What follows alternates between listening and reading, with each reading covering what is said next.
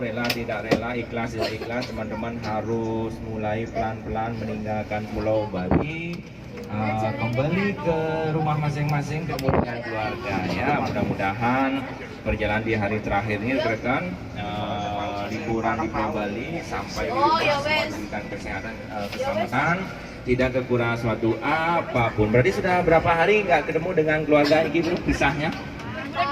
Wah, alay.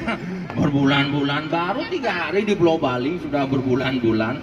Berarti 4 hari ya, 4 hari nggak ketemu dengan keluarga. Nah besok sudah ketemu. Oke, nah sekarang kita mulai bergerak menuju ke objek wisata yang berikutnya teman-teman. Hari ini sangat sederhana sekali.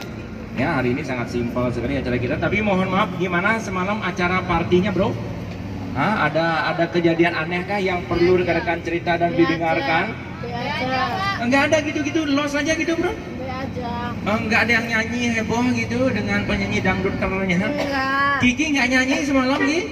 Itu Hah? Astaga, sudah disiapin ya, bela-bela siapin. Tadi malam nggak dimain sama sekali. Bis kita nggak ada yang nyanyi semalam. Berarti teman-teman mohon maaf, semalam sampai di hotel, mandi, maem, jagung.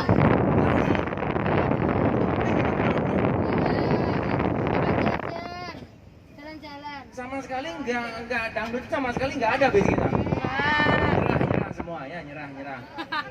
Soalnya kan nggak di jalan udah di sini. Oke. Berarti teman-teman ini menangkap kesimpulannya lebih asoy acara kita di bis semalam berarti ya. Oke lah kalau begitu. Nah kalau itu beli nggak mau ikut campur. Untuk semalam jadi ke nge-grab menuju ke Legian? Enggak juga bro. Nge-grab. Jadi nge-grab. Nge-grab makanannya. Berarti jam berapa istirahat? Oh ini jam 1. Ini beberapa juga astaga benar-benar ini bocah. Mungkin karena faktor pantai terakhir kemarin capek. Nah jadi rekan-rekan sekarang kita akan lanjutkan perjalanan menuju ke arah Bedugul. Nah ini kabupaten yang berikut kita akan jajal, yaitu Kabupaten Tabanan.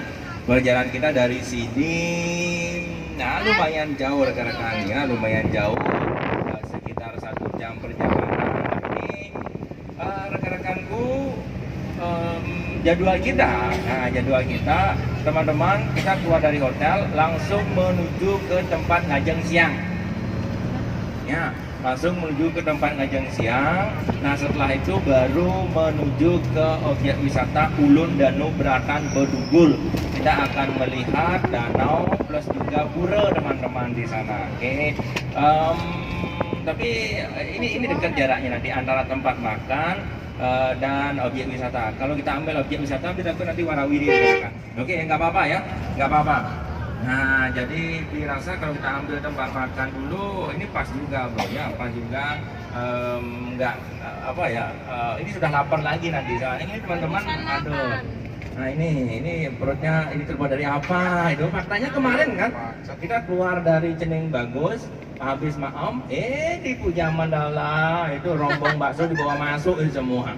Nah, jadi untuk menanggulangi hal tersebut terjadi lagi, makanya beli langsung menuju ke tempat ngajeng siang, setelah itu baru ke danau. Nah ini kebetulan di Kudus kayaknya nggak ada danau juga nih bro. Ya nggak ada ya. Nah ini nggak ada danau, ini silakan rekan-rekan bisa menikmati danau dengan beberapa teknik ya, dengan beberapa cara. Teman-teman beli nanti di tempat makan acara kita cuma malam saja. Kalau pengen sholat, nah ini kebetulan dekat dengan objek wisata Ulun Danau Beratan Bedugul, ada masjid besar ya, Masjid Al Hidayah. Rekan-rekan nanti bisa sholat setelah menikmati objek wisata Bedugul. Nah khusus buat Bedugulnya teman-teman, objek wisata Bedugul ini jadi menu utama kita adalah danau ya, danau. Tata cara menikmati yang paling simpel sama halnya kayak kemarin di pantai, rekan-rekan bisa foto, selfie dan lain sebagainya, itu yang paling sederhana. Nah yang berikut mohon maaf, pipesnya masih teman-teman? Pipes. Kaget dong aku. Pipesnya masih. Ini pipes uang loh bro, pipes uang, bukan pipes ke toilet loh maksudnya beli. Ini uangnya masih teman-teman? Hah? Menipis. Ini di sakunya atau di dompet berapa masihnya? 50 masih ada 50? Ini teman-teman uang di dompet ini perjuangan atau kemerdekaan? Perjuangan semua, berarti 10.000 ke bawah berarti ya, 10.000 ke bawah. Kenapa ditanya hal demikian, rekan-rekan? Ada salah satu cara menikmati objek wisata Bedugul dengan menyewa beberapa permainan. Nah, beberapa permainan air, bebek-bebekan salah satunya benar. Baru beli pengen ya, siapa tahu di sini ada masa kecil kurang bahagia teman-teman. Bisa nyewa bebek-bebekan, beli nggak tahu harga terbaru. Kalau dulu itu 35.000 untuk 2 orang. 35.000 untuk 2 orang, berarti satu orang berapa itu jadinya? 17,5 benar ya? Nah 17,5 kan sudah bisa bebek-bebekan tuh bro. Nah bebek-bebekan, ngayuh bebek-bebekan di kawasan Bedugul. Oke, yang berikut nyewa kano. Tetapi mohon maaf bukan apa-apa. Untuk rekan-rekan khususnya bis 2, beli sarankan jangan nyewa kano. Beli, bukan masalah jatuh. Rekan-rekan, tahu kano kan sampan dayung itu? Rekan-rekan, untuk menggerakkan sampan dayung ini perlu tenaga ekstra. Kalau rekan-rekan nggak bisa dayung sampan, itu sampannya bukan mau ke tepi, ke tengah nanti teman-teman. Oke, ini yang bahaya. Ini mohon maaf kok ada ketawa kecil di belakang, ada yang pernah mengalami? Siapa namanya? Amal. Oh, ini kok banyak sekali. Namanya Ayu atau Amal? Amal. Orang 3. Oh 3 orang. Ah kan baru beli ngomong. Baru. Ini kejadiannya di mana bro? Kemarin.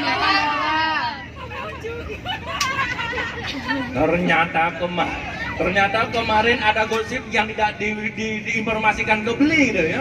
Oh ternyata kemarin tidak ada yang main tapi ada yang nyewa kano. Ya. Dan terjadi sesuatu hal yang sangat heboh gitu.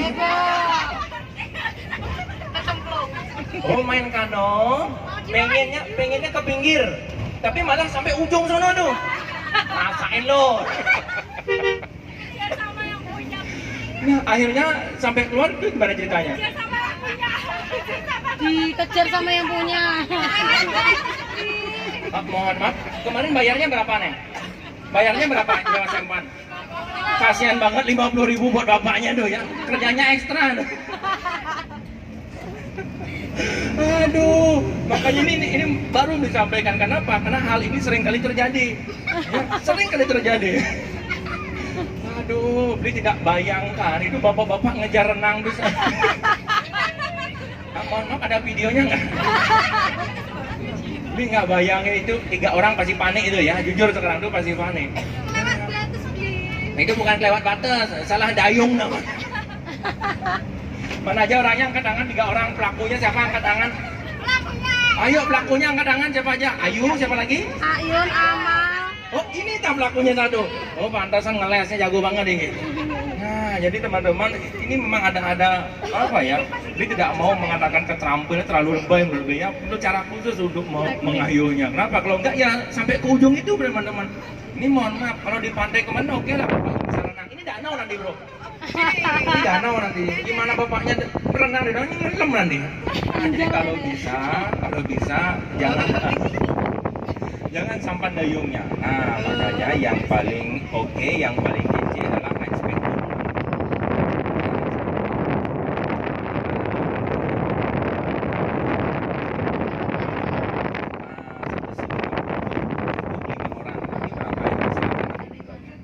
Nah, 30-an lah ya, 30-an tuh 5 orang keliling-keliling bisa foto juga di tengah dan aman ya, aman dari ke tengah sampai ujung tuh aman pokoknya bro.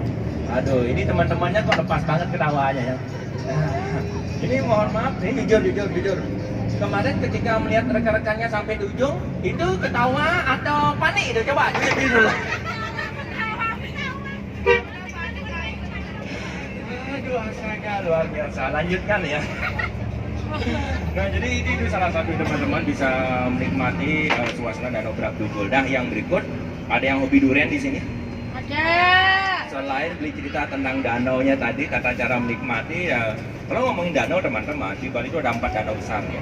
Ini ada 4 danau besar. Yang pertama Danau Buyan, yang ketiga Danau Beratan yang kita nanti saksikan, yang kita nikmati. Yang ketiga adalah Danau Batur. Nah, dulu Danau Batur sangat terkenal teman-teman. Ya, Danau Batur sangat terkenal. Plus dengan salah satu desa yang sangat mendunia. Rekan-rekan pernah mendengar desa Trunyan? Kalau di desa Trunyan ada yang meninggal, ini keunikan desa ini. Kalau ada yang meninggal, jasadnya tidak dikubur. Pernah dengar nggak? Nah, tapi bukan berarti digoreng. Jadi jasadnya itu ditaruh di atas tanah. Jadi kita bisa melihat proses pembusukannya teman-teman. Cuman tempat menaruh jenazah ini pisah dengan desanya. Jauh dia. Kalau ada yang meninggal teman-teman, warga meninggal itu menuju ke pemakaman menggunakan getek. Tahu getek nggak cuy? Tahu. Nah, kayak sampan itu juga bro. Jangan bilang sampan ada yang Roma nanti ya. Nah ini, dia menggunakan getek menuju ke tempat pemakaman tersebut. Nah di tempat pemakaman ini keunikannya, mereka hanya ditaruh di atas tanah, dibatas menggunakan ancak saji doang. Ancak apa ya namanya ya? Bambu itu bro disatukan. Apa namanya di sana? Kalau orang Bali namanya ancak saji. Lincah. Nah, apa namanya Pak? Lincah Ya. Nah, kalau nanti sudah menjadi tulang-tulang, yang diambil cuman kepalanya doang, tengkoraknya, ditaruh di bawah pohon menyan. Nah, mereka meyakini kenapa desa mereka disebut dengan desa Trunyan karena keberadaan taruh besar itu ya taruh menyan teman-teman. Makanya desa Trunyan itu asal katanya secara etimologi adalah taruh menyan. Dan di sana keuniknya lagi dengan tata cara mereka memperlakukan jenazah, di sana tidak ada bau busuk sama sekali. Nah, biasanya include dia satu destinasi. Rekan-rekan ke Danau Batur plus juga masuk ke desa Trunyan. Nah, cuman rekan-rekan ini off the record. Kenapa objek wisata Danau Batur plus juga Trunyan mulai berkurang peminatnya? Karena pelayanan wisata di sana itu kurang mengenakan bagi wisatawan. Seringkali dikerjain dalam tanda kutip. Nah, pernah dengar nggak? Menuju ke desa Trunyan kita menggunakan speedboat. Setelah selesai menikmati desa Trunyan, kembali ke speedboat. Ini kadang-kala tengah danau speedboatnya dimatikan, diminta uang tambahan. Kalau nggak ngasih uang tambahan, kita nggak dibawa ke daratan. Nah, orang baru masuk ke daerah baru diperlakukan seperti itu masih keluar. Tetapi komplainnya nanti setelah sampai daratan. Hal inilah yang sampai dari satu telinga membuat objek wisata Trunyan itu mulai dikurangi. Padahal ini merupakan sebuah keunikan desa yang cuma ada di Pulau Bali satu-satunya di sana. Di sana nggak ada pengabenan.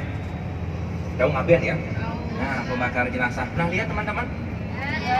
Pengen cakep baru pengen ngomong. Sekarang tuh gampang, pengen lihat apa tuh gampang. Tinggal buka YouTube. Di YouTube tuh ada ribuan video tentang pengabenan. Tapi kalau yang nggak kuat jangan lihat. Ya, kalau nggak kuat jangan lihat. Ngaben di Bali itu ada beberapa tata cara teman-teman. Ngaben langsung dan ngaben tidak langsung. Kalau ngaben langsung, sekarang meninggal tanpa prosesi pemakaman langsung dibakar. Jadi mohon maaf, kita bisa melihat jasad utuh itu dibakar pelan-pelan. Ya, mohon maaf dari kulitnya yang mulai terbakar, isi perutnya, kepala dan lain sebagainya itu di depan mata kita. Kalau yang nggak jago, yang nggak kuat mental jangan lihat.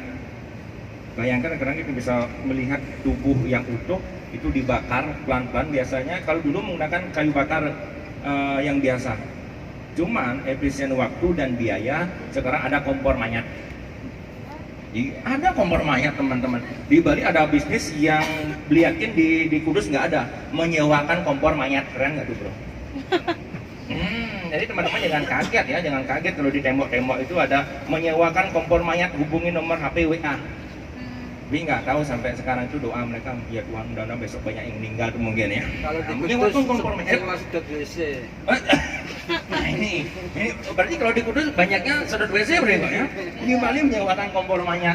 Nah sekali lagi, cuman teman-teman biayanya tinggi. Prosesi ngaben langsung biaya tinggi. Yang sederhana di Bali kan ada grade-nya. Kanisto, Madyo, dan Utamo. Kanisto, Madyo, dan Utamo. Kalau yang kanisto yang paling bawah teman-teman, pengabenan langsung tingkat sederhana. Zaman now ya dengan harga-harga sekarang lah itu 50, 60, 70 juta habis. untuk satu jenazah. Yeti bro, untuk satu jenazah. Sekarang ada yang meninggal nih, mau di aben langsung dengan tingkat sederhana. Yang sederhana itu adalah mereka dibikin keranda jenazah. Kalau orang Bali namanya joli, Joli, ya namanya joli. Setelah sampai di pemakaman, jasadnya diturunkan, dibakar menggunakan, artinya diapit menggunakan. Kalau batang pisang apa namanya di Kudus bro? Apa namanya? Debok ya. Nah ini jadi dibikin, mohon maaf, kiri kanan. Nah ada deboknya, ditumpuk 3. Setelah itu di atas ditaruh jenazah, dibakar. Segitu saja itu menelan biaya 50, 60, 70 juta habis satu jenazah. Yang berikut ngaben langsung tingkat menengah.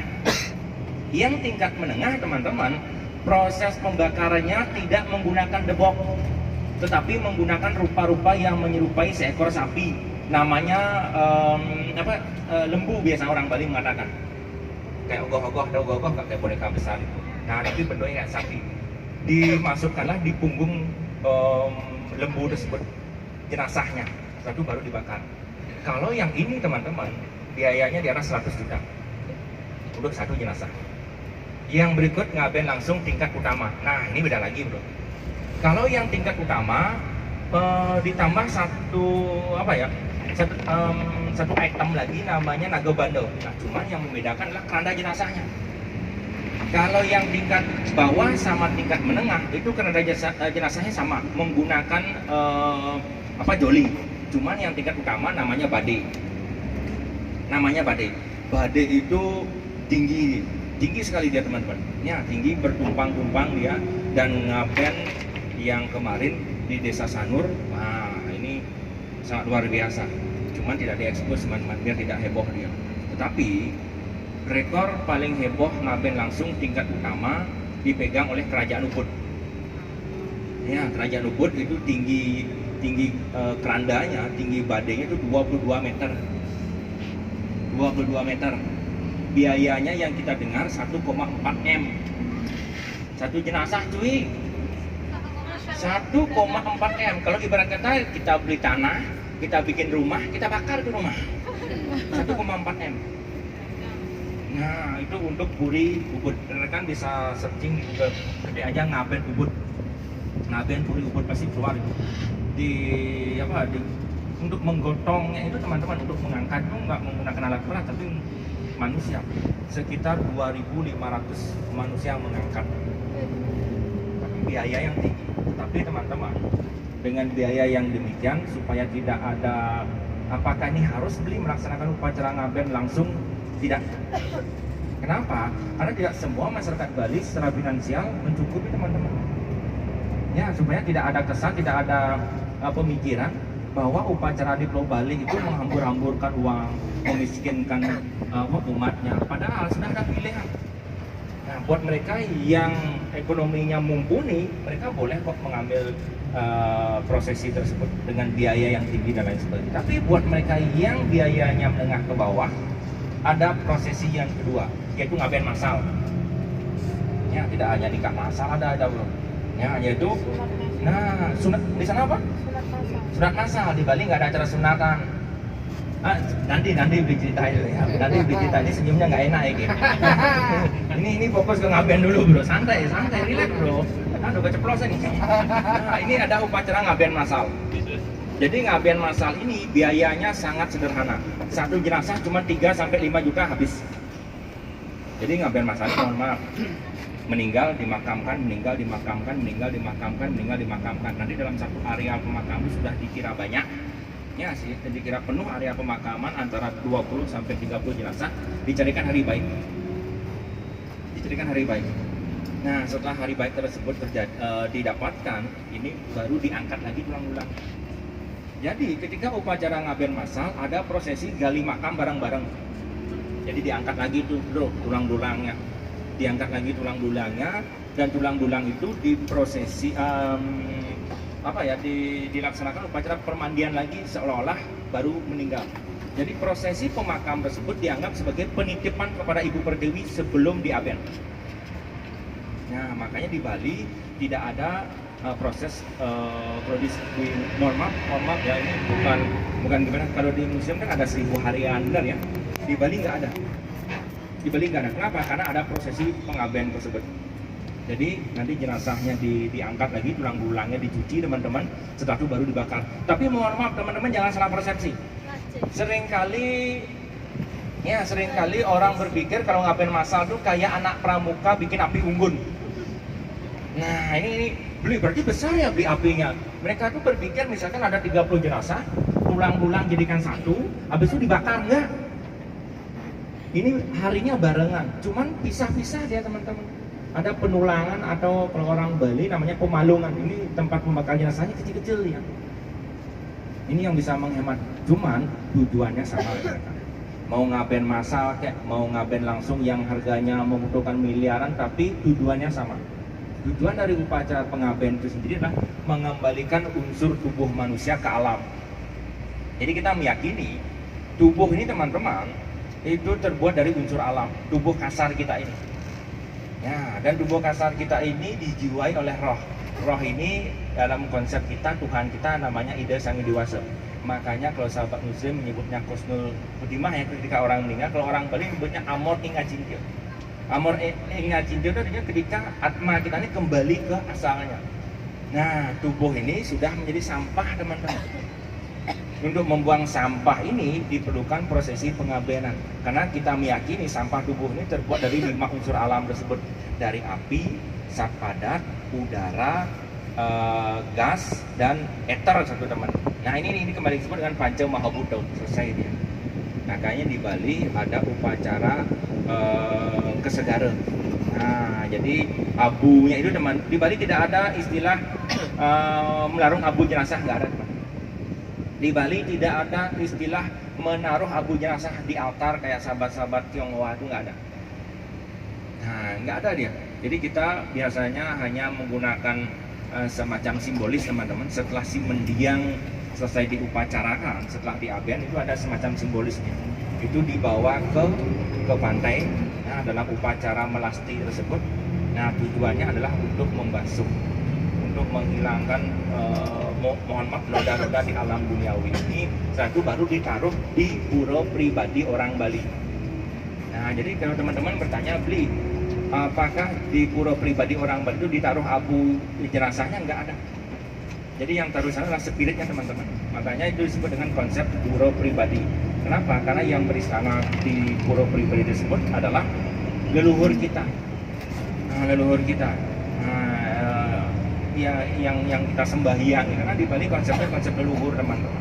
Ya, selain itu yang dewasa sebagai Tuhan kita, juga ada konsep leluhur. Nah, di sana yang diistanakan.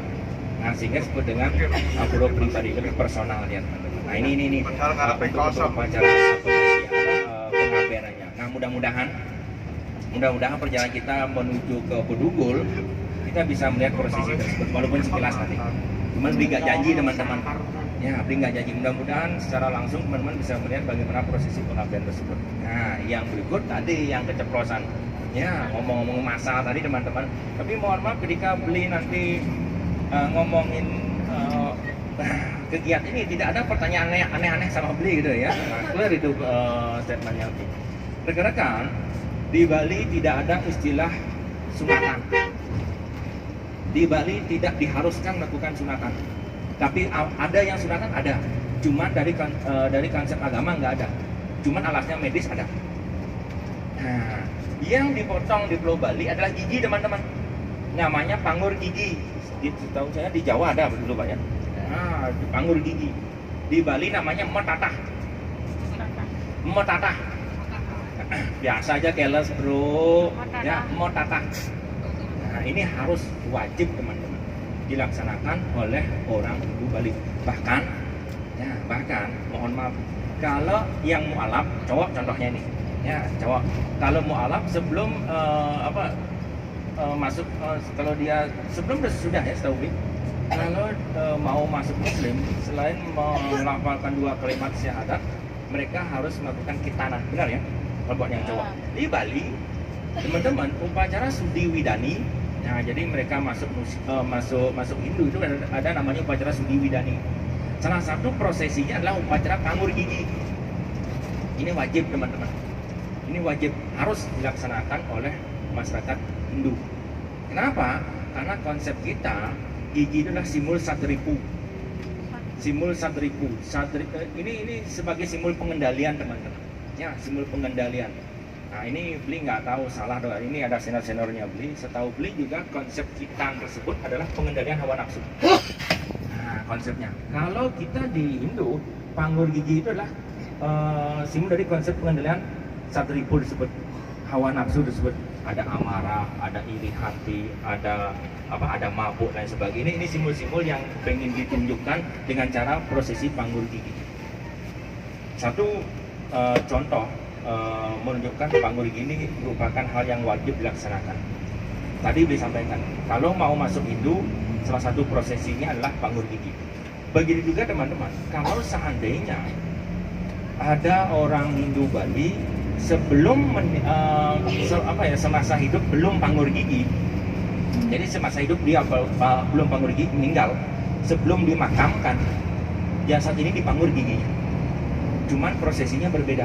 Kalau yang masih sehat bugar menggunakan kikir teman-teman, menggunakan kikir dia, gigi kita dikikir. Jadi kita sadar gigi kita dikikir dengan suara krek krek krek krek krek ngilu ya. Nah, cuman kalau yang sudah meninggal itu hanya simbolis saja, menggunakan setahu beli hidung biru teman-teman. Ini suatu kegiatan menunjukkan bahwa upacara panggur gigi di Pulau Bali itu harus dia. Nah, kalau kita bandingkan dengan sahabat muslim dalam acara potong memotong, kalau di muslim kan nggak harus ya. Nah, setahu beli upacara panggur gigi di Jawa itu boleh dilaksanakan, boleh tidak, tapi di Bali wajib. Yang wajib di sahabat muslim adalah kitanan. Ya, cowok-cowok di belakang sudah pada kitanan semua. Sudah ya, sudah. Nah, cuman enakan di sana teman-teman. Katanya kalau kita di sana itu dapat hadiah, benar nggak bro? Dapat hadiah ya enak. Widih. Kitanan pertama dapat sarung, ya kitanan kedua dapat baju, itu enak teman-teman. Nah, kitanan ketiga dapat sepeda, mau nggak bro? Oh nggak mau. Nah ini nih di Bali nggak harus teman-teman. Jadi bisa dikatakan cowok-cowok Bali itu tidak ada yang kitanan. Ya, tidak ada yang kitanan karena itu tidak suatu keharusan teman-teman. Cuman satu pertanyaannya beli, ya beli pengen nanya ini teman-teman. Bener nggak anak cewek juga kitanan? Iya, serius sih bro. Beli pernah dikasih tahu dari salah peserta beli tepat dari Tulungagung. Ya, beli masih ingat anak SMA. Beli cewek juga kitanan dan beli pengen konfirmasi di Kudus juga cewek juga kitanan. Waktu bayi. Inti jadi pertanyaan beli memang ada istilah kitanan untuk cewek gitu ya. Wah ini mohon maaf ya bukan apa-apa, beli sedikit bertanya-tanya itu loh bro. Kalau cowok sih masih bisa beli bayangkan bentuknya cepak mohak sesuai dengan selera ya. Nah ini jangan itu lah bro, tapi kalau cewek berarti ada gitu ya. Nah, tapi simbolis disampaikan di awal. Nah kalau di Bali tidak wajib teman-teman. Tapi sekali lagi kalau pertanyaan apakah ada yang kitanan, ada. Cuman dia lebih ditinjau dari segi medisnya. Tapi rata-rata kebanyakan masyarakat Bali tidak ada yang kitanan. Titik, tidak ada pertanyaan aneh-aneh sama aku. Ya, oke. Dan yang mohon maaf di sana itu kitanan katanya, mohon maaf ya, katanya boleh bebas, benar ya? Dalam artian bebas sih boleh dokter, ya boleh juru sunat kan ada juga ya. Apa istilahnya? Mantri. Apa? Mantri. Di Bali mohon teman-teman, kalau yang panggur gigi itu nggak boleh sembarang orang. Contohnya misalnya beli ini punya anak pengen melakukan panggur gigi, yang panggur itu nggak boleh beli teman-teman, panggur aja biar irit nanti, nggak boleh. Mereka ini harus orang-orang tertentu. Biasanya itu dari kasta Brahmana. Kenapa harus kasta Brahmana? Karena di Bali teman-teman, orang-orang yang dari kasta Brahmana memiliki andil penuh untuk melakukan upacara-upacara yang ada di Pulau Bali, termasuk juga upacara panggur gigi. Jadi nggak boleh beli, nggak boleh kakeknya, nggak boleh tetangganya, nggak boleh. Itu harus dari orang yang berkasta Brahmana. Kenapa? Karena di Bali pengkasta itu masih sangat kental sekali teman-teman, masih sangat kental sekali sampai sekarang. Ya ada orang kerajaan, ya ada anak agung dan sebagainya. Nah ini ada 4 nih ya untuk kalau kita ngomongin kasta teman-teman, Brahmana, Kesatria, Waisya dan Sudra. Ini masih sangat kental sekali. Walaupun mungkin karena kurang pengetahuannya, walaupun katanya pengkastaan ini banyak dipolitisasi oleh Belanda, teman-teman. Nah, dan ini bukan produk Bali. Ya, pengkasta ini bukan produk Bali. Ini merupakan produk Majapahit. Dia menstrukturisasi masyarakat Bali, teman-teman. Kalau dulu yang ada di Pulau Bali bukan kasta, tapi warna, teman-teman. Perbedaannya apa? Kalau warna itu diambil dari keahlian orang tersebut, tidak ada ditarik garis keturunan. Contohnya begini, kalau misalkan beli jago dalam bidang ilmu agama, dikategorikan warna Brahmana. Kalau beli memiliki anak, bukan beli ya, istrinya beli maksudnya. Nah, memiliki anak, seorang petani, dia tidak serta-merta menjadi warna atau wangsa Brahmana, tapi dia menjadi wangsa atau warna Sudra. Tapi sekarang yang berkembang di Pulau Bali adalah kasta. Kasta itu cari ke garis keturunan. Ayahnya misalkan seorang kasta Brahmana, memiliki anak seorang petani. Anak petani ini pun, walaupun dia seorang petani, dikategorikan sebagai kasta Brahmana. Ada 4 ya. Brahmana, Ksatria, Waisya, dan Sudra. Sebenarnya lagi-lagi beli ngomong struktur ya. Kalau dari struktur, Ksatria yang paling tinggi. Ksatria yang paling tinggi, raja. Nah, raja, habis itu pemuka agama, penggerak perekonomian, dan masyarakat jelata. Cuman ketika zaman kerajaan, pemuka agama ini diberikan semacam penghormatan penuh, dia diberikan tempat yang istimewa. Nah, sehingga yang berkembang dia dianggap yang paling tinggi. Brahmana, Ksatria, Waisya, dan Sudra. Itu bisa kita kenali, teman-teman. Kemarin katanya aktif di media sosial, punya teman Bali nggak, bro? Gak ada punya teman Bali satu? Gak ada satu pun. Waduh, bahaya gitu. Nah, tapi sekarang kan sudah punya ya. Nah, silakan nanti ya Instagramnya Briande_Supiarto ya, nambah follower dikit ya. Nah, jadi kalau yang kasta Brahmana, kalau yang nama depannya cowok, ide bagus. Kalau ada nama depan cowok ide bagus, berarti dia dari kasta Brahmana. Kalau yang cewek ide ayu. Yang cowok ide bagus, yang cewek ide ayu, berarti dia dari kasta Brahmana. Kalau orang Bali biasanya sering motong-motong nama, apalagi orang Gianyar. Ide bagus namanya ide bagus, ide ayu namanya dayu. Nah, itu dari kasta Brahmana. Kalau dari kasta Ksatria, nama depannya adalah Gusti. Ini dari kasta Brahmana. Ksatria. Kalau dari namanya Gusti. Kalau dia dari tatanan kerajaan, itu nama depannya Cok Korde. Cok C-O-K. Ya, Cok ya, jangan diubah, bahaya nanti. Ya, kalau yang cowok namanya Cok Korde, kalau yang cewek namanya Cok Istri. Ya, jangan tuh, beda lagi. Oke. Yang berikut dari kasta Waisya. Waisya ini mereka yang bekerja di sektor penggerak ekonomi masyarakat Bali. Ya, itu nama depannya anak agung desa. Nah, itu dari kasta Waisya. Nah, cuman yang paling terkenal nama-nama orang Bali itu adalah dari kasta Sudra, teman-teman. Banyak yang mengatakan, menghubungkan nama-nama orang Bali yang terkenal tersebut dari kasta Sudra itu merupakan hubungnya dengan KB Bali. Beli nggak setuju, nggak ada istilah nama Bali dengan KB Bali, nggak ada, teman-teman. Ini murni merupakan jenjang kelahiran mereka. Gampang, sama kayak di Jawa, tapi mungkin nggak ada yang menggunakan. Masih ada menggunakan anak pertama Eka. Masih ada kan? Sekarang masih ada. Anak pertama Eka, anak kedua Dwi, anak ketiga Tri, Catur, dan seterusnya. Hal ini juga yang dipergunakan sama masyarakat Bali untuk kalangan Sudranya. Ya, anak pertama, siapa anak pertama di sini, bro? Hah? Wah, ini kalau beli anak pertama, nah kalau yang anak pertama nama depannya Wayan. Wayan lebih sering dipergunakan untuk cowok, tapi cewek ada Wayan, ada juga dong. Tapi lebih sering dipergunakan untuk cowok. Kalau yang cewek seringnya dipergunakan nama Putu. Nah, bukan kue ya, beda lagi. Nah, bukan kue yang twin, beda lagi. Nah, ini Wayan sama Putu anak pertama. Kalau anak kedua, itu nama depannya Made. Nah, ini nama yang paling terkenal di dunia. Made ya. Semua negara ada dia. Ya, Made dan Kadek ini anak kedua. Made, kadek bukan ketek loh ya. Ya, Made dan kadek itu anak kedua dia. Yang anak ketiga, nah anak ketiga itu namanya Komang. Komang. Komang.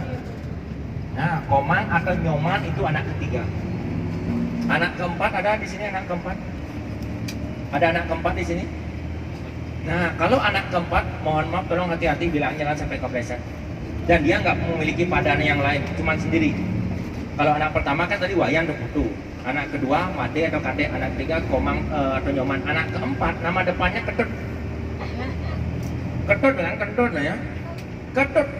Jadi kalau teman-teman punya teman namanya Ketut itu dipastikan anak keempat. Tapi bagaimana kalau lahir anak yang kelima, keenam, ketujuh dan kedelapan? Namanya dibubuhi dengan balik. Balik. Kalau dia anak kelima namanya Wayan balik atau Putu balik. Anak kedua, anak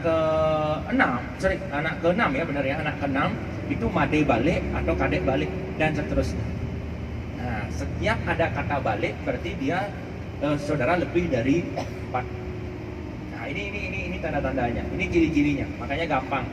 Ya, gampang mengenali orang Bali. Makanya kalau berkenal sama orang Bali, tanya namanya di belakang Wayan, Made, Nyoman, Ketut. Jangan berkenal sama orang Bali namanya siapa, Wayan. Ketika nyari orang di Pulau Bali namanya Wayan, itu ada ribuan, nanti bingung. Ya, karena setiap nama depan itu masuk ke administrasi teman-teman. Jadi nama orang Bali itu Wayan, Made, Nyoman, Ketut itu masuk di administrasi. Ya, masuk di administrasi. Oke, dan dari nama-nama yang disebutkan di awal, dari anak agung, Cokoto, Cok istri, Wayan, Made, Nyoman, Ketut, tidak ada hubungannya dengan agama. Tidak ada hubungannya. Itu bukan bagian dari religiusitas kita, tapi bagian dari identitas kita, bagian dari budaya kita, culture kita teman-teman. Oke, jadi mindset kita begini. Nanti maksudnya begini. Ketika teman-teman nanti berkenal sama orang, namanya Wayan, namanya Made, jadi lompat dan pikir teman-teman, oh berarti ini orang Hindu, bukan? Kenapa? Karena sekali lagi ini tidak ada hubungan dengan agama. Ini murni merupakan adalah local wisdom kita, kearifan lokal kita. Artinya ketika ada mengatakan orang namanya Wayan, Made, Nyoman, Ketut, jadi lompatnya pikirnya oh ini orang Bali. Walaupun kadang-kadang orang luar Bali menggunakan nama tersebut, tetapi sudah melekat dengan ciri khas nama-nama orang Bali.